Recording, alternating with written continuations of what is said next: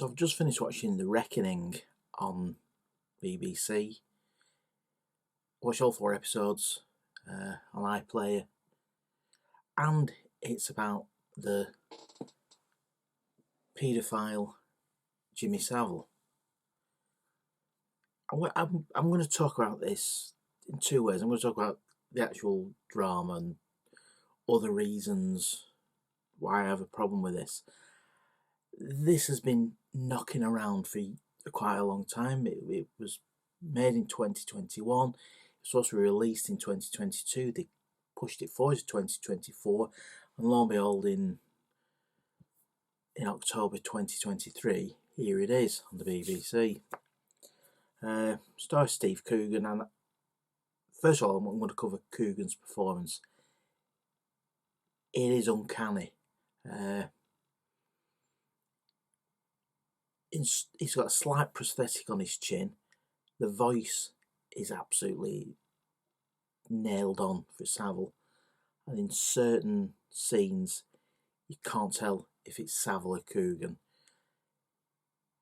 I watched an interview with Steve Coogan. I'm not a huge Steve Coogan fan, but I watched the interview with him, and he says, I wanted to portray him as somebody extremely charismatic as well as evil. His performance is very nuanced. It portrays Savile as what he was, a monster, but also a charismatic monster. His performance is remarkable. Other cast members, Siobhan Finneran, is a terrific actress. She's good in it. Mark Lewis Jones, who's been in the sitcom Stellar and Star Wars film, but he's a really good actor. He's excellent in it. So acting wise, it's first class, and Coogan is uncanny, and it doesn't fall into impersonation show. It is creepy. Yeah, it is creepy. I've got a big problem with why this was made in the first place. Look, he didn't play inside Savile, and they've got 4 very brave people who were his actual victims talking today, and one of them actually says he groomed the nation. That's the best way to describe it. Fooled everybody. I remember the outpouring of grief when Savile died. Then it all came about. But why the hell did the BBC commission this? It was actually made by ITV Studios, but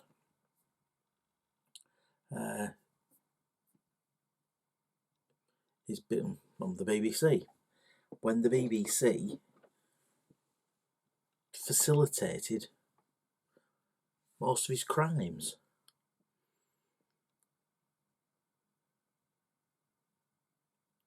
It's just, I can't tell you how uncomfortable I am with this. It was really uncomfortable watching. It was upsetting in parts. It was one of the grimmest things I've ever seen on TV. The problem for me with it is, why the hell was it made? Last year I watched a documentary on Netflix called Jimmy Savile, A British Horror Story, which was fascinating. It was a 2-part documentary, and the first part was strangely complimentary about Savile, and the second part revealed why. So the first part was like, it's charity. Why are they painting him in such a good light? And the documentary's rationale was, for all the evil Savile did, when he died and got to the gates of heaven and St. Peter's there waiting for him, the good things he did outweigh the bad things he did. So, raising £40 million for charity would outweigh the terrible evil he did.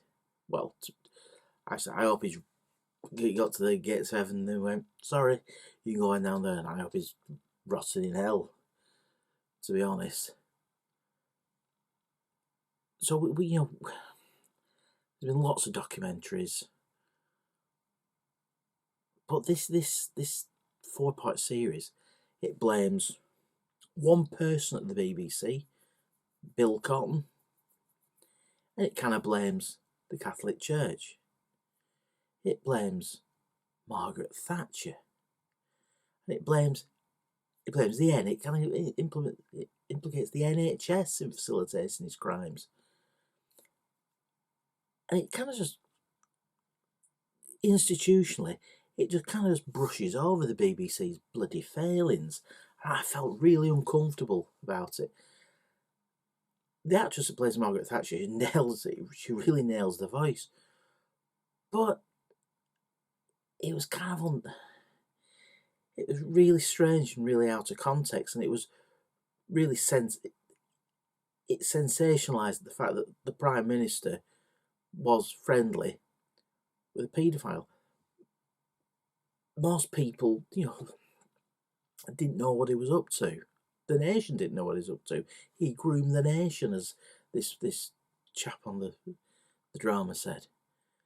BBC, the production is just so unnecessary. It really is. There was no need to make this. I am sickened by it. I really am. I'm a pretty broad-minded chap. It is very upsetting and very uncomfortable watching. I wasn't actually going to watch it. I only watched it just out of curiosity what Coogan was like, and it was that good in it. I ended up watching all 4 hours worth, all 4 episodes. But I came out of it a real bad taste in my mouth, because it's the BBC. It just doesn't go into enough depth on the BBC facilitated this, and there was no need to make it. There really wasn't any need to make this. We've all seen the documentaries. Shame on you, ITV Studios, and shame on you, BBC. If you want to watch something like Jimmy Savile, watch Jimmy Savile: A British Horror Story on Netflix. It's far more revealing. One thing about the production values, some of the production values were absolutely disgracefully amateurish. It's got, in some scenes set in about 1970, there's some modern street furniture, and there's considering this has been sat in the can for about a year, there's an effect shot that was wrong. I watched it on BBC iPlayer, and just look at this. This is a picture on the screen of a TV that Savile was watching. It cuts back to Savile. When it cuts back to the TV, the effect shot's wrong, and this went out to broadcast. So it's just bizarre. Some of the production values are really bad. They were terrible. Because that's a cafe in Scarborough, and the backdrop is pretty. Yeah, it's pretty amateur dramatic. So would I watch it? Well, that is entirely up to you. If you are going to watch it, it is very upsetting. It is pretty traumatic viewing.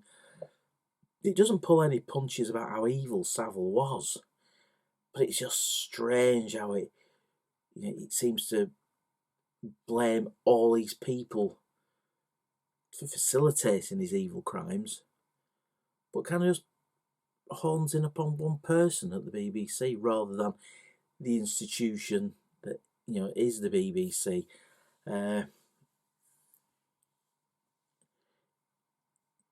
The only criticism they do is when he died, they put a tribute show onto him, and they actually axed an episode of Newsnight that we're going to start looking into his crime. So even after he was dead, until the police got the teeth into this, the BBC was still defending. It was still covering this up.